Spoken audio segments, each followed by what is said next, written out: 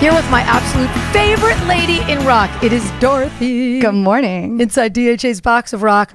28 Days in the Valley. Just a tour de force. It's so great. I put it on. I cannot take it off. I'm on a journey with you, my dear. Thank you. That's exactly what we wanted. Acid without the acid. Acid without the acid. I wanted to talk to you, though, like I think, and you're going to say, because I know you're super humble, and you're going to say, oh, Terrie, don't say this. You're like a bona fide rock star. Do you know that now? You are. Stop. Just let me talk. You don't just have to listen.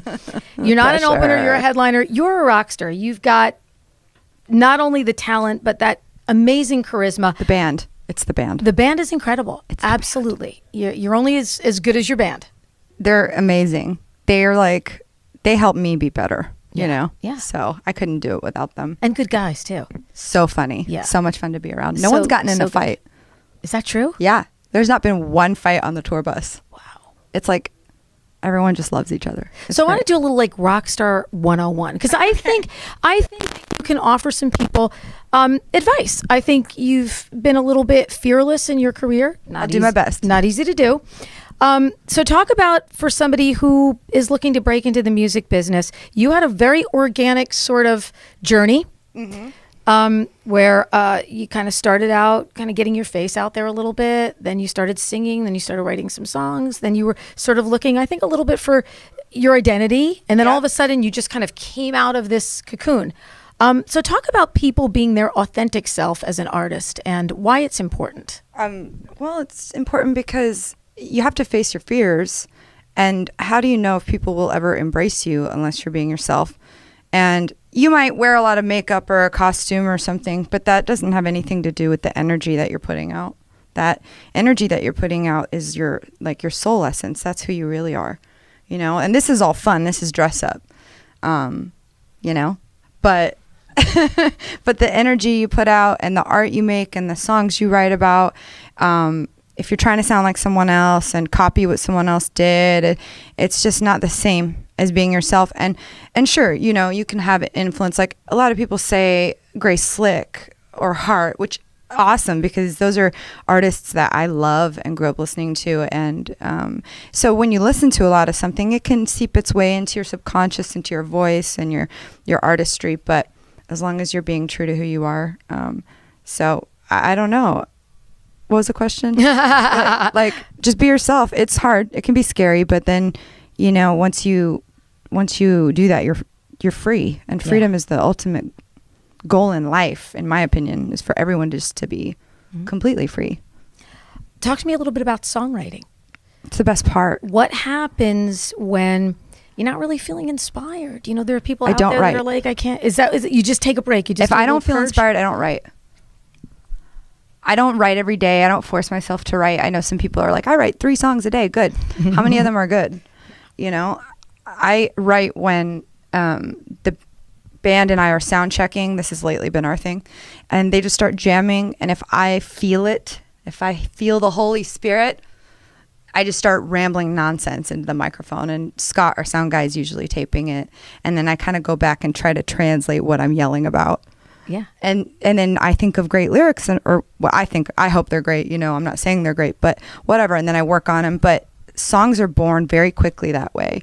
I'm not like a ripping guitar player, but my guitarists are. And so they allow me to be a vocalist and a songwriter, a lyricist to the best of my ability.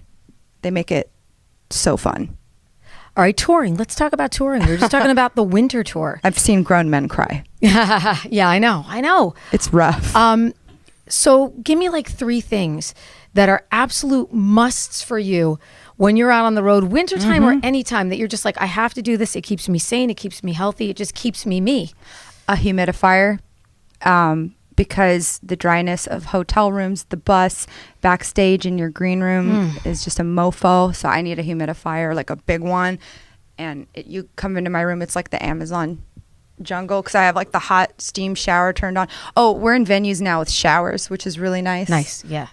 So that makes life easier. And the steam is really nice. I try to, another thing I really need on tour is really healthy food, green juice, vitamins, because you're kind of an athlete, you know, you're using your body And the human voice is a delicate instrument that needs, but I smoke cigarettes sometimes too, so I don't know what I'm talking about. Well, the Dorothy songs are sort of not like you're at a Dorothy show and she's like not talking lyrics or going behind a drum kit.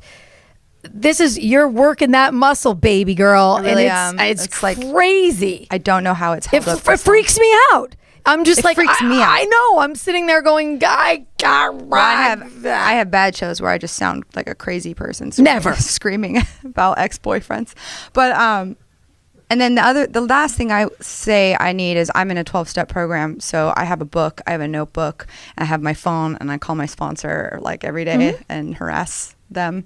And whenever I can, I go to meetings. There's apps for that. So I know that there's a lot of musicians that have those problems like I do, and just your everyday anyone. This disease does not discriminate. You can be working at a desk, or you can be a trust fund baby, or you can be in a rock band and face these issues. So that keeps me sane. If I didn't have that, I would probably lose the band, lose my voice, lose my mind, and then you can say bye to me now. Her authentic self. That's what I love about her. Next step for you guys? More touring? Well, we're playing Irving Plaza tonight. Yeah. And then we have Boston and Philly. Philly's sold out. What's up, New York? Fabulous. Philly's sold out. New York's gonna sell out. New York's gonna sell out. And then after that, we're going to the South. We're going to Atlanta. We're going to Nashville. Wow. I get to catch up with my man in Nashville. Nice. Very excited about that. Awesome. Then we come home. We play Innings Fest. I'm shooting a music video. I don't think I have a break for a minute, and I'm moving. One of the hardest working bands for sure. I mean, you guys have just been a nonstop machine. I feel like so proud of you, because I'm so proud that not only are you carrying the torch for women, of course, which is such a cliche, but just for rock music in general.